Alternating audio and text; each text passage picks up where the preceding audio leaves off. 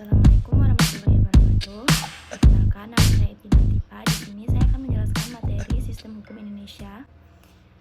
1. Penegakan hukum dan permasalahannya di Indonesia. Penegakan hukum yang berjalan secara efektif akan membawa perubahan sosial sesuai dengan apa yang diharapkan oleh pembuat hukum. Membicarakan masalah penegakan hukum tidak dapat dilepaskan dari pengertian tentang sistem hukum itu sendiri, di mana di dalamnya selalu tercakup 3 komponen yang tidak terpisahkan satu dengan yang lainnya, yaitu komponen struktur, substansi, dan kultur. Sehingga dalam rangka menegakkan hukum secara maksimal haruslah selalu diperhatikan ketiga komponen yang ada.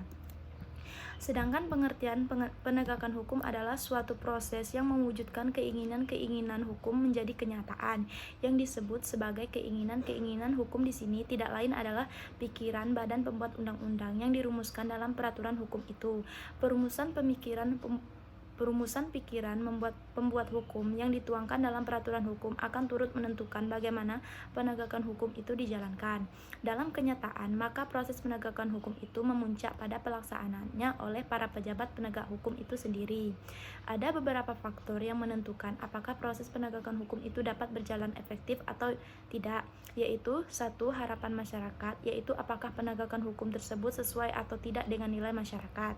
2. Adanya motivasi dari warga masyarakat untuk melaporkan terjadinya perbuatan melanggar hukum kepada organ-organ penegak hukum tersebut.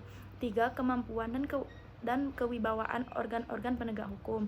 Penegakan hukum yang berjalan secara efektif akan membawa perubahan sosial sesuai dengan apa yang diharapkan oleh pembuat hukum. Namun dalam kenyataannya, perubahan sosial yang diharapkan oleh pembuat hukum tetap tidak dapat tercapai. Hal ini disebabkan adanya faktor-faktor yang dapat mempengaruhi berlangsungnya perubahan sosial, yaitu faktor yang mendorong dan faktor yang menghambat. Faktor yang mendorong misalnya terjadi kontak dengan kebudayaan lain, sistem pendidikan yang maju, toleransi terhadap perilaku yang menyimpang, stratifikasi yang terbuka, penduduk yang heterogen, dan ketidakpuasan terhadap bidang-bidang kehidupan tertentu. Sedangkan faktor yang menghambat misalnya kurangnya atau tidak adanya hubungan dengan masyarakat lain, perkembangan ilmu pengetahuan yang terlambat, sikap masyarakat yang terlalu tradisionalistis, adanya kepentingan-kepentingan yang telah tertanam dengan kuat sekali, rasa takut akan terjadinya kegoyahan pada integrasi kebudayaan, prasangka terhadap hal-hal yang baru, hambatan-hambatan yang bersifat ideologis, dan mungkin juga adat istiadat yang telah melembaga dengan kuat. Menurut Lawrence Meir Friedman, sistem hukum mencakup 3 aspek, yaitu aspek struktural, substansial, dan kultural. Agar supremasi hukum dapat terwujud tentunya ketiga subsistem tersebut harus berjalan baik secara simultan. Sebagaimana dikatakan oleh Lawrence Friedman, bahwa hukum itu tidak layak hanya dibicarakan dari segi struktur dan substansi saja, melainkan juga dari segi kulturnya, yaitu 1. Struktur hukum adalah pola yang memperlibatkan tentang bagaimana hukum itu dijalankan menurut ketentuan formalnya. Struktur ini memperlihatkan bagaimana pengadilan, pembuatan hukum, dan lain badan serta proses hukum itu berjalan dan dijalankan. 2. Substansi hukum adalah peraturan yang dipakai oleh para pelaku hukum pada waktu melakukan perbuatan serta hubungan hukum. 3. Sedangkan kultur hukum adalah kesadaran hukum dan budaya hukum masyarakat. Dari ketiga komponen tersebut, yang utama bagi Friedman adalah komponen kultur hukum, karena komponen inilah yang menjadi dasar sosiologis yang memberikan kualifikasi terhadap kedua komponen lainnya, yaitu struktur dan substansi.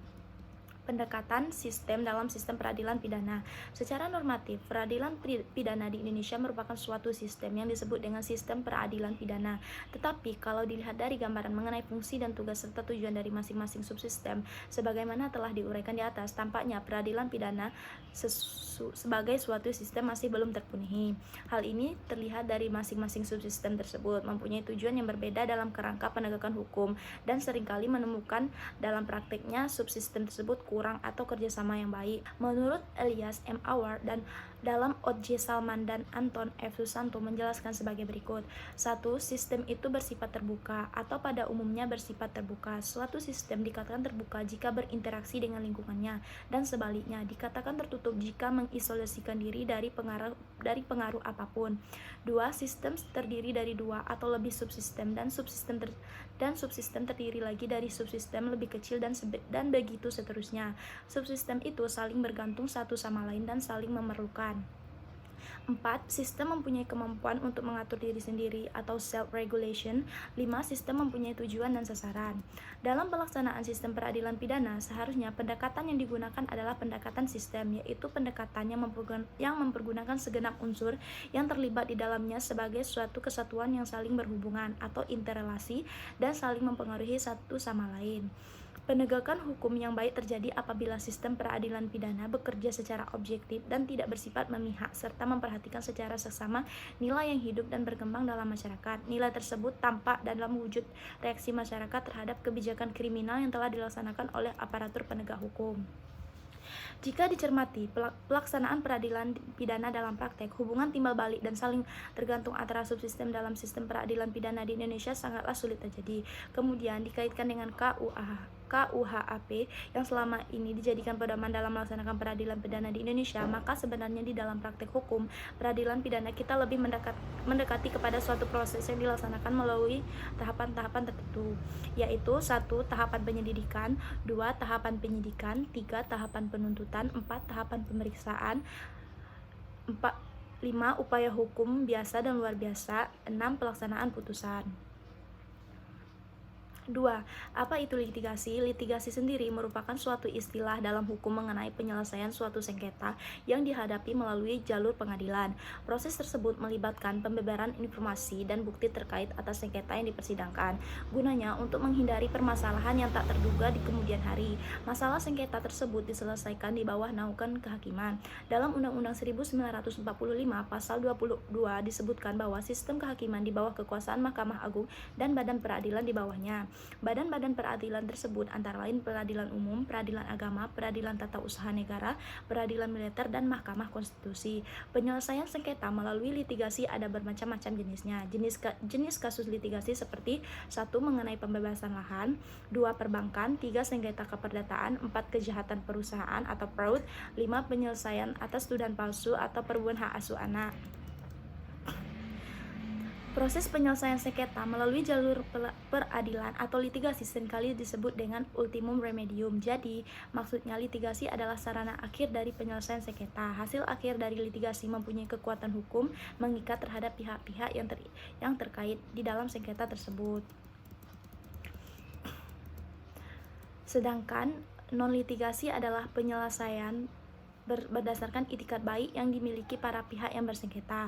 Penyelesaian sengketa di luar jalur pengadilan sesuai kesepakatan bersama dan tertulis dalam sebuah perjanjian. Inilah disebut dengan arbitrage. Macam-macam penyelesaian sengketa dengan menggunakan metode non-litigasi antara lain 1. Konsultasi merupakan salah satu metode non-litigasi di mana seorang klien atau pihak yang bersengketa mendatangi dan meminta pendapat atas masalah yang dihadapi. Saat ini konsultan memberikan pendapat sesuai dengan kebutuhan serta keperluan kliennya. Konsultasi ini bersifat personal. 2. Negosiasi. Cara ini memerlukan ahli atau konsultan untuk menengahi sengketa yang dihadapi. Para pihak yang bersengketa bertemu untuk mencapai titik terang menyelesaikan masalah. Perundingan ini akan menghasilkan kesepakatan bersama atas dasar yang lebih harmonis dan kreatif. 3. Mediasi. Cara penyelesaian sengketa lainnya dalam proses litigasi, yaitu proses mediasi hampir sama dengan negosiasi, yaitu sama-sama melakukan perundingan. Bedanya, proses mediasi menggunakan bantuan seorang mediator dalam proses perundingan pihak terkait. 4. Konsiliasi. Sejatinya pihak yang bersengketa menggunakan metode non-litigasi melakukan perundingan satu sama lain. Jika menggunakan metode konsiliasi, akan ada seorang penengah yang disebut konsiliator. Pihak ini akan mengusahakan penyelesaian dari sengketa yang dihadapi. 5. Penilaian ahli. Proses ini merupakan suatu metode non-litigasi di mana para pihak bersengketa menanyakan atau meminta pendapat para ahli yang berkompeten sesuai dengan keahliannya. Sekian dari saya akhiri dengan wabillahi taufiq wal hidayah. Wassalamualaikum warahmatullahi wabarakatuh.